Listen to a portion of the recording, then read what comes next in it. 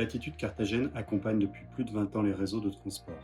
Pour quelles raisons, selon vous, est-il important de prendre du recul sur son information voyageur? Alors c'est très important parce que les réseaux de transport font face aujourd'hui à trois problématiques.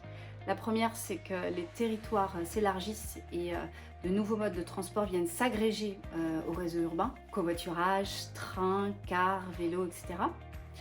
D'autre part, on a affaire à des profils de voyageurs très variés, qui vont des personnes ultra connectées aux personnes qui jurent encore que par le papier.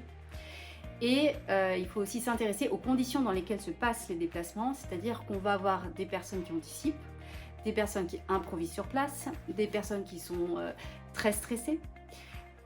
Du coup, quel que soit le contexte, il faut absolument proposer une information qui soit simple, lisible et attractive. Donc tout l'enjeu est de proposer un contenu adapté selon le lieu et selon le support. Donc pour nous, la clé se trouve dans la complémentarité entre des produits statiques, qu'ils soient imprimés ou qu'ils soient consultables sur site web, et des produits digitaux qui vont être consultables sur le site web ou en version smartphone. Donc finalement, dans la constitution d'une gamme complète d'informations voyageurs. Qu'est-ce que vous entendez par complémentarité de produits ou gamme d'informations voyageurs? Alors quand on pense mobilité, selon la cible visée et le message que l'on souhaite faire passer, on va déployer plusieurs types de produits.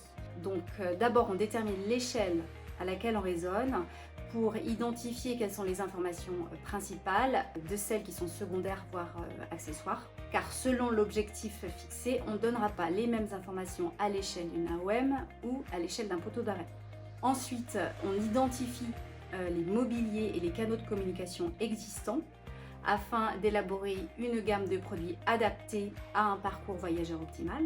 Enfin, on raisonne conception et on veille à créer des documents sans surcharge pour éviter de rebuter ou de perdre les voyageurs. Dans cette démarche, l'idéal est de faire collaborer les différents services des réseaux ou les différentes entités mobilité d'un territoire parce que proposer une information voyageur optimale passe par de la concertation et par de l'apport d'expertise extérieure. Créer une gamme élargie, on est d'accord, mais en matière de mise en œuvre, c'est compliqué. Effectivement, créer une gamme élargie peut faire un petit peu peur, mais il faut savoir nuancer les ambitions selon les délais imposés et selon les moyens qui sont mis à disposition.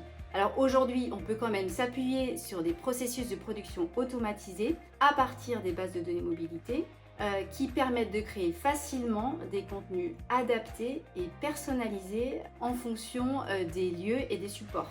Donc l'automatisation, c'est un réel gain de temps pour les services transport. Pour conclure, une gamme bien réfléchie, ça permet aux voyageurs de bénéficier tout au long de son parcours d'une information adaptée et garantit une expérience client optimale. Et au final, c'est un réel bénéfice pour l'image du réseau.